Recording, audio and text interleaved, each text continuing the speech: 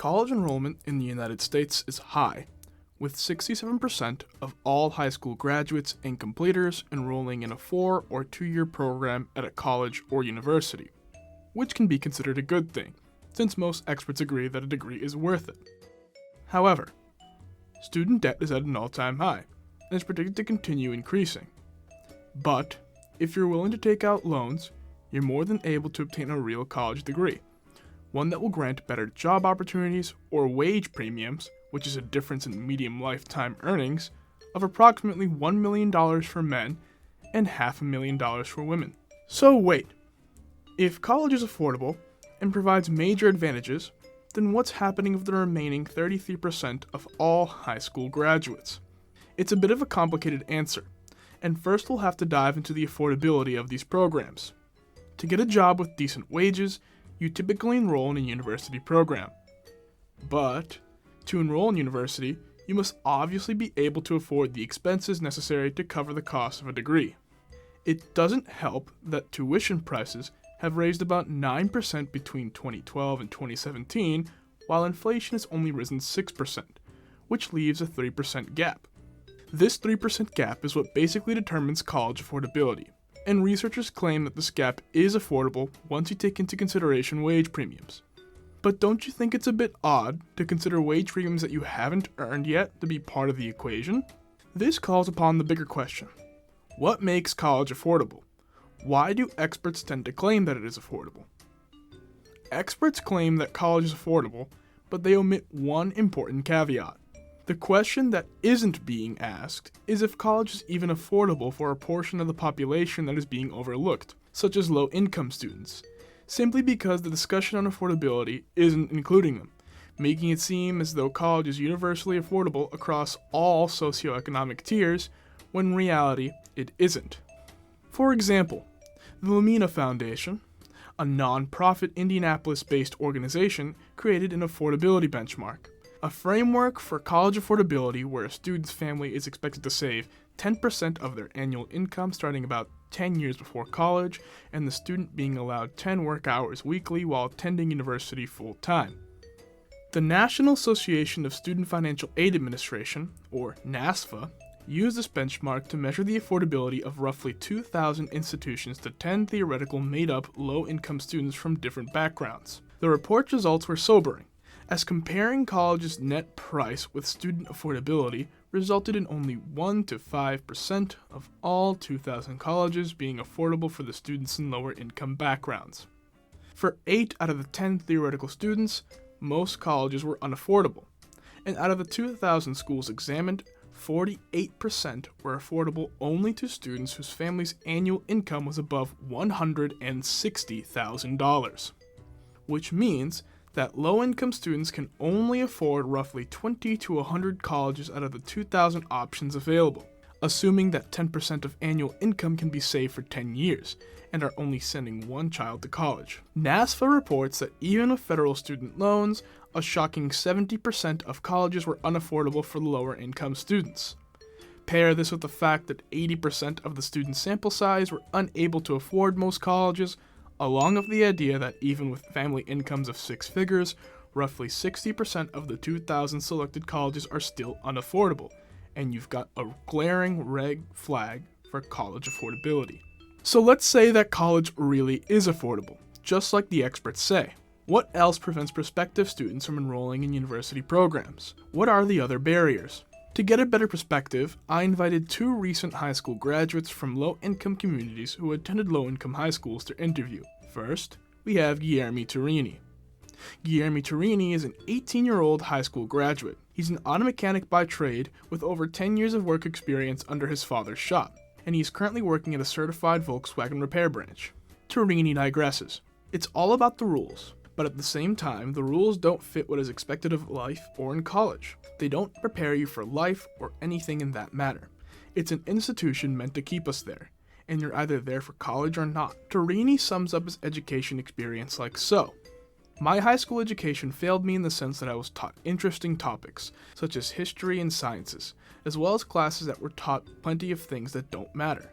I'm an 18-year-old man who's making a decent living, but as of this day, I have no idea how to do my taxes, how to manage money, how to maintain healthy relationships, and how to be a good parent. There's nothing to prepare you for the rest of your life: how to adult and how to avoid debt, how to pay off debt, and how to build credit. These are responsibilities that simply aren't taught. They, the schools, then shift all of this responsibility to the students and expect us to hit the ground running come graduation time. What this does is that it ends up scaring these kids away from real careers, academia, and more. It creates this fear factor that prevents these students from succeeding, and sometimes kids from these communities are first gen or just struggling with poverty, so it definitely doesn't help. Next, we have Nicholas Carafiello.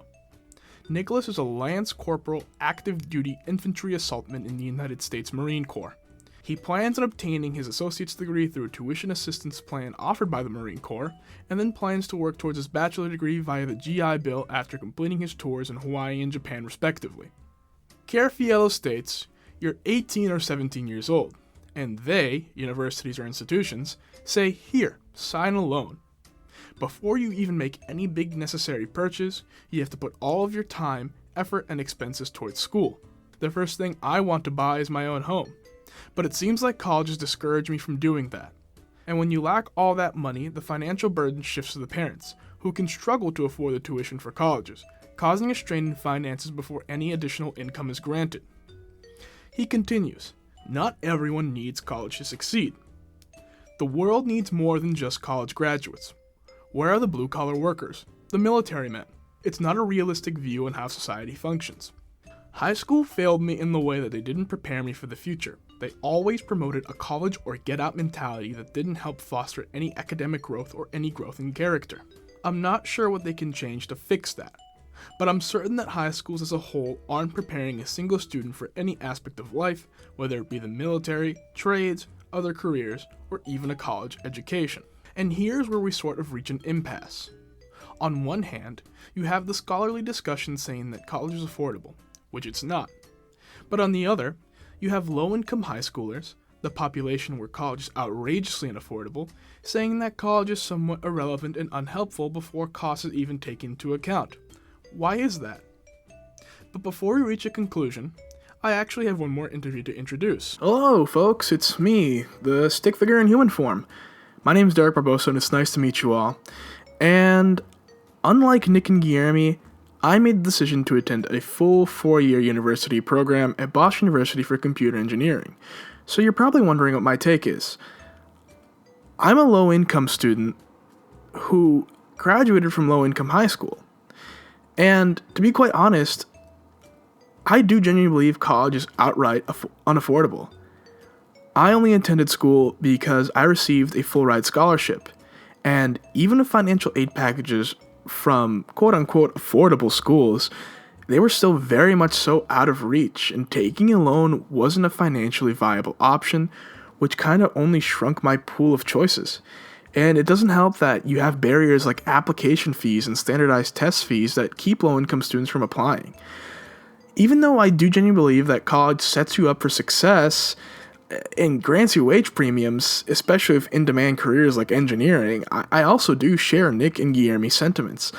If I can barely afford not working, then what am I doing here? With higher cost of living expenses and just higher day-to-day expenses and being in the negative. Even with a full ride, being at college puts a financial burden on my family that I never necessarily asked for. In these next 4 years, instead of getting this degree, I could be working towards a trade or an apprenticeship and making a sustainable wage to set myself up better for the next 4 years. With enough hard work, I could be getting decent money and getting a head start in my professional career instead of spending time on this degree. But at the same time, I do know that even with these setbacks, I am setting myself up for plenty of success in the future. I'll be making more than both me or my family ever dreamed of, all debt-free.